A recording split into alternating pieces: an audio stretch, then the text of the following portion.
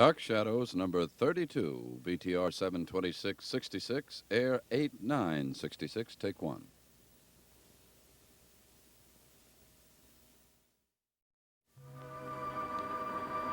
My name is Victoria Winters.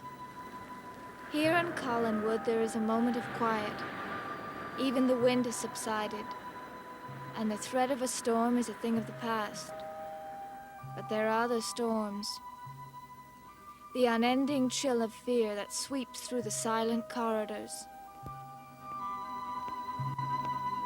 Always reminding a man of how close he has come to death.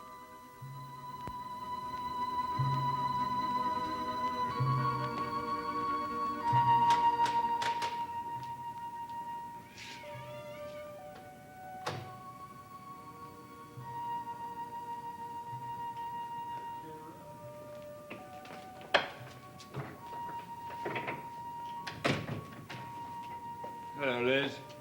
Roger, how long have you been home? Long enough. Wait, I've just come from Matthew's cottage. He's gone into town to see if he can help find David. You can tell him not to bother, Liz. Why? What happened? You've missed quite a few things. Did you hear something about David? Yes. He tried to kill me.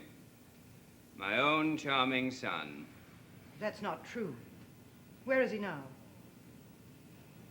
Where all criminals belong. Under lock and key.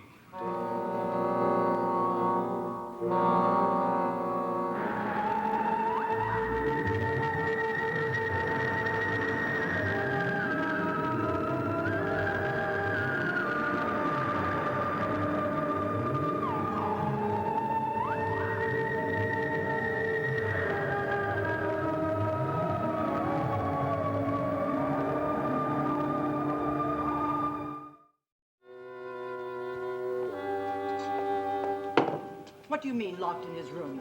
Just what I said, Liz. David's upstairs, locked in his room. There'll be no more running away for that young man. When did he get home? Oh, about 3/4 of an hour ago. Liz, you phoned me when David was missing, but I'd like to know why you didn't tell me the reason. I wasn't sure. You weren't sure. The valve for my brake cylinder was found in his room, wasn't it? Yes, but it could have been... I don't know. You know that after it was taken from his room, it was locked in a dresser. You know that, don't you? Yes. And I'm sure you also know that David got it out of that dresser and then disappeared. But maybe it wasn't the part to your car. Maybe it was something else that looked like it. It wasn't something else, Liz. It was this. Where did you find it? It came home with my son. There's no question about it. He tried to kill me. But how? How could he have done it? Very simply. All he needed was a wrench.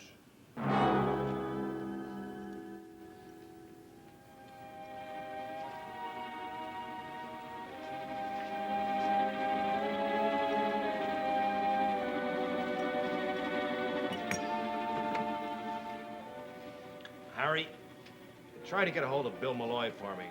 Tell him I'd like to... He is. We'll send him right in.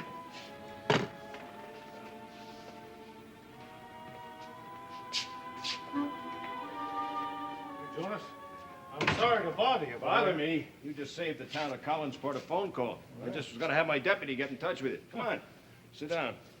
Oh, what do you want to see me about? Well, Bill, I've got a problem. I thought maybe you could help me with it. Bill, I need information. Information about the Collins family. Roger, his sister Elizabeth, all of them. Why ask me? Well, I guess maybe because you manage their fishing fleet and cannery. And you're probably closer to them than anyone else in town. Reason enough? Nope. Bill, you're a hard man. But I've got a tough job here. A lot tougher than I thought. Well, maybe I can make it easier. That's all that I want. But without prying into that family. Now, Jonas, we all know who tampered with the brakes on Roger's car. Burke, you mean? Hey, Burke Devlin. I know you saw him today, Jonas, and I'm sure he told you the only reason he came back to town was for a social visit. Something like that. Well, did he also tell you he had a private detective asking questions around town for 2 weeks before he arrived? Is that what you came here to tell me? I figured it might help you build a case against him. Bill, I already know about the private detective. Well, then go Now, out wait there a and- second. Just wait. I know the facts against Burke in this case. Right now, I wish I could make them hold up. But as I said before, I've got problems. Well, I don't see what Bill. problem you have. I need your help. I really need your help, Bill. I have to do something I don't like to do. Look, I was always fond of Burke myself. Just but forget this is about something Burke. much more- Forget about Burke for a minute. Just try to answer my questions. About the family? About one member of that family. Just one. A 9-year-old boy named David.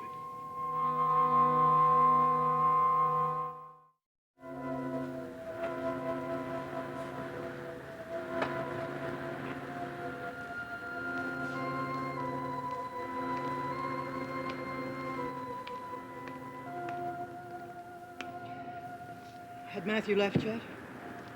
No, I stopped him in time. Did you tell him the truth about David? No, but he'll learn soon enough. Roger, who else knows about this? What difference does it make? I want to know. Yes, I'm not concerned with who knows about it. What keeps going through my mind is the 9 years I've spent living with that boy. Well, they're over now. He's still your son. He's a monster, Liz. He's been nothing but trouble to me since the day he was born. David and his mother. My loving wife and my adoring son. Laura and David. Love and respect. Liz, it was hell. But he's still your son. Is he? Are you sure of that, Liz? I'm not. Roger. I married Laura right after Burke's trial, didn't I? She was his girl, wasn't she? And David was born almost 8 months after our marriage. That's ridiculous, Roger, and you know it. Maybe not, and maybe. And I know that all the years I spent looking at that boy, I kept seeing Burke. And I hated him, Liz. I won't deny it, I hated him. He's your son, I'm sure of it. Why? Because he's deceitful, vicious, unpredictable, because he tried to kill his own father? Perhaps he didn't realize what would happen. Oh, come on, Liz. Don't try to protect the boy. I've known him. You haven't. He's been here 2 months. I've been with him for 9 years. And do you know what they add up to, those 9 years? This.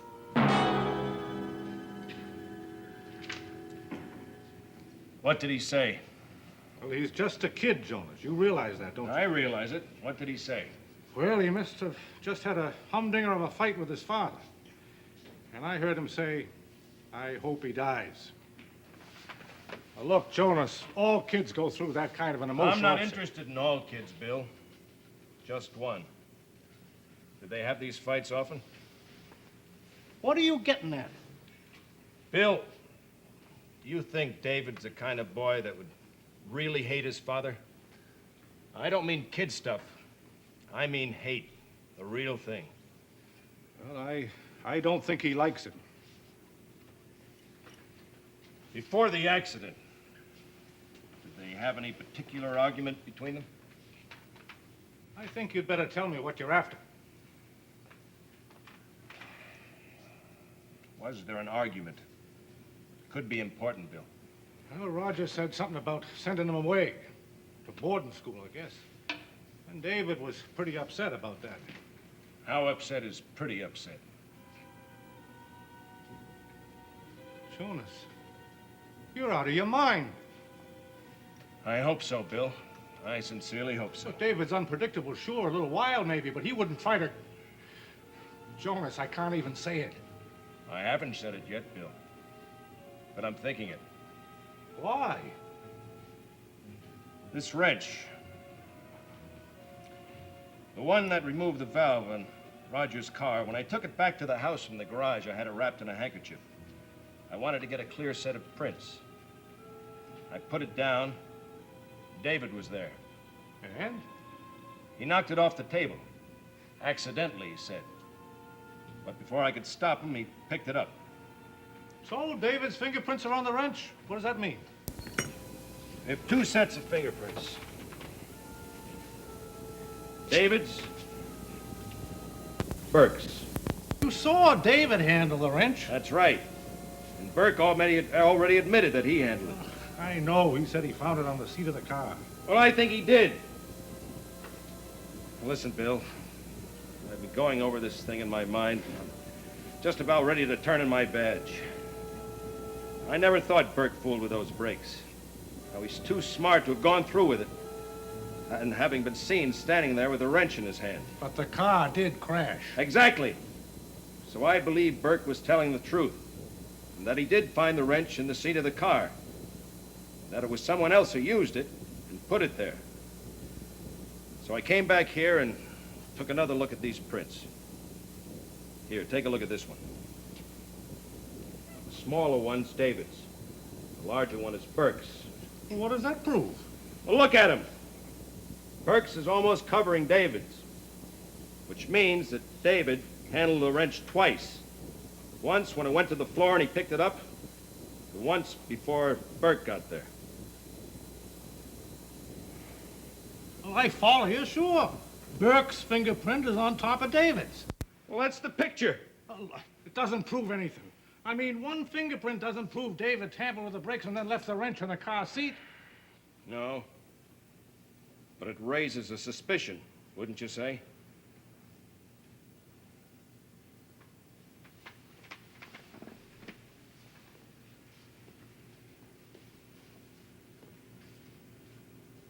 What do you intend to do about it?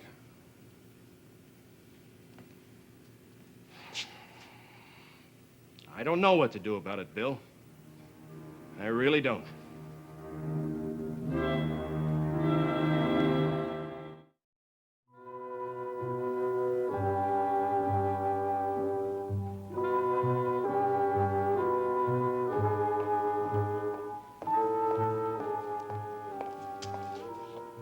So? He wouldn't talk to me. He just lay on his bed staring at the ceiling. It was just as if I weren't in the room at all. There isn't much for him to say. I begged with him, pleaded with him to tell me it wasn't true, that he hadn't done it. Yes, I think it's gone past that Oh, point. but I feel so helpless. I don't know what to do. Well, I do. It's time we face reality, Liz. David isn't a normal child for whatever reason, and he needs special help. But he's so frightened. But he should be. Liz, there are places, schools equipped to help problems like him. No, Roger. I don't want to think about that. But you've got to. But this is his home. I don't want to send him away. Do you know that if he was older, he would be in prison for what he tried to do? But he's not older. Do you know what would happen if I told the sheriff the truth? The juvenile authorities would insist on a hearing. You're wrong, Roger. I'm sure you're wrong. Liz, I'm telling you what I know. I don't care what you're telling me. There's no reason for the sheriff or anyone else to know about this. I believe you actually want him to stay here. I know he's done a terrible thing. I'm not denying it. But he is part of our family. He tried to kill me, Liz. Kill me. You want me to let him go on living here so he can try it again? Perhaps he didn't know what would happen. No, don't start that again, please. What happens next? A loose rock, some rat poison in my coffee. I've tried to be as forgiving as the next person, but... Have you, Roger? I told you... Have you really? I have tried to cope with that boy for 9 years. 9 years of torment. And what do you think those years were like for him? Surrounded by hatred from the moment he was born. A hate he didn't know how to deal with or even understand. Is that supposed to excuse what he did? I'm not looking for excuses. I want to help David, not turn him away. You say this adds up to 9 years. Well, I'm telling you it adds up to more than 9 years. To a boy lying on his bed, trembling with fear, afraid of everything and everyone. I'm supposed to be blamed for that, I guess. I've seen you with him, Roger. I've seen the hatred pour out of you, smothering him, driving him deeper and deeper into his own fears until he had nowhere to turn. And that excuses him? Nothing excuses him. Let me make that clear. Nothing. But he's been forced to live his lifetime with your guilt. Guilt? Maybe you better tell me what you mean, Liz. No, it doesn't matter. Perhaps it does, Liz. I had no right to say that. I'm sorry. I have no guilt, Liz. Roger, Our family stands together. We always have and we always will. I think I've proved that to you in the past. I want to do as much for your son. But David may not be. Don't tell me he's not your son, because I won't accept that. He belongs to them, just as we do. Jeremiah, Isaac, Benjamin, all of them. And he's the youngest and the last. And he needs our help. And we're going to give it to him. Here. What happens when other people find out? No one will find out. I'll see to that. No, Liz, it's insane. I won't let you do it. I'm afraid you have no choice, Roger. I've made up my mind. David is going to stay here. What do you expect me to do? I expect you to remember that he's not a criminal. I expect you to leave him alone and allow Miss Winters and me to give him the happiness and attention that he deserves.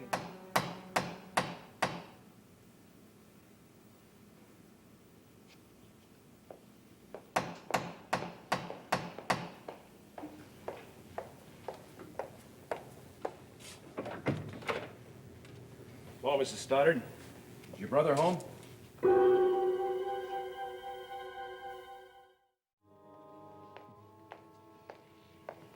Jonas wants to speak to you, Roger. Want to see you, Mr. Collins, about something important. I think you'd be interested in this, too, Mrs. Stoddard. Well put, Sheriff. My sister is interested in all that concerns me. All that concerns our sacred family. What is it, Jonas? Liz, please. I think Mr. Carter should know what a strong-knit group we have up here on this hill. My sister is a great believer in family tradition. The strong should protect the weak, the healthy should protect the sick, no matter what the consequences may be. Roger, I'm sure Jonas didn't come up here to listen to a lecture on family loyalty. As a matter of fact, Mrs. Stoddard, family loyalty does have a little bit about what I'm going to say. Oh? I want you to know this isn't easy for me. I could be wrong, but I've been giving it a lot of thought. Well, I wasn't even going to come up here, but I thought I should come and discuss it with you. With both of you, that is. Is it about the accident? Yes. Don't tell me you finally arrested Burke Devlin. Talk about irony, Liz. Roger, please. Go on, Jonas. No, I haven't arrested Burke. I guess you know that I never felt that Burke was really responsible for your brother's accident. And how right you were. Roger. Why not give the man credit? It was you and I, Liz. We always blame Burke for tampering with my brakes. And think of the injustice that it was. At least Mr. Carter had the instinct and the perception. Roger, that's quite enough. Oh, I'm sorry, Liz. I didn't mean to make another speech. 1,000 apologies, Mr. Carter. Well, it's about the wrench. I guess you remember Burke said he found it in the seat of your car. I remember. Mrs. Stoddard, I want you to know I could be wrong. I've made mistakes before, lots of times. Is it about David? Tell me, Mr. Carter. Is it about my son? Yes. There were prints on the wrench. Jonas, there's no reason to go on with this. I wish there weren't, Mrs. What Stoddard. I mean is we've learned we were mistaken. Not only about Burke, but about the reason for the accident. I don't understand. Well, you see, no one did tamper with the brakes. The valve fell off by itself. Liz! I'm sorry I couldn't call you, but I just found out about it. Liz, what are you trying to do? Roger, will you please let me explain? Our caretaker just told me. He was afraid to mention it because of the accident. But it seems that the valve had been loose several times in the past and should have been replaced. You mean the valve fell off by itself? Yes. Show it to him, Roger. I said show it to him.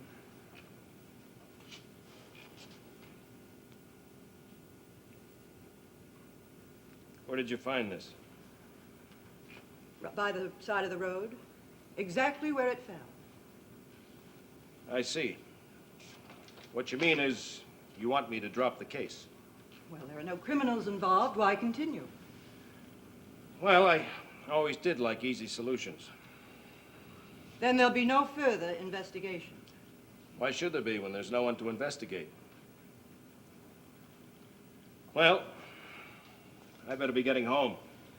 I promised my wife I'd take her to a movie. I'll see you to the door, Jonas. Doing a day's work, Mrs. Stoddard. Well, Mr. Collins, give your son my regards, will you?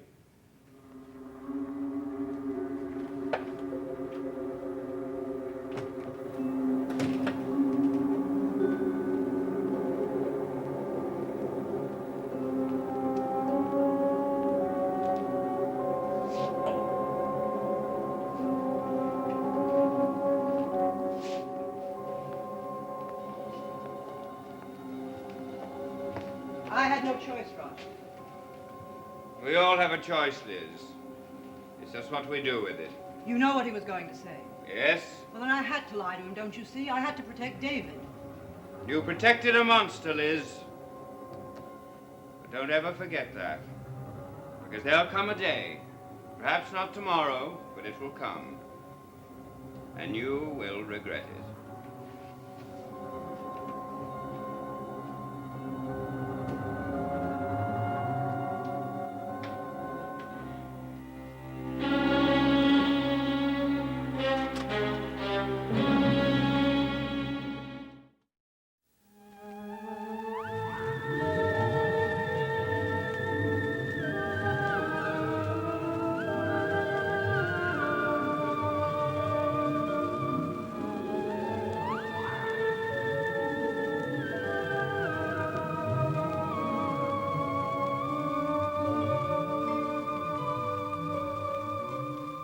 What can one American Jeep Patrol do against Rommel's mighty Africa Corps? Watch for Rat Patrol, Monday nights in color starting in September, here on ABC.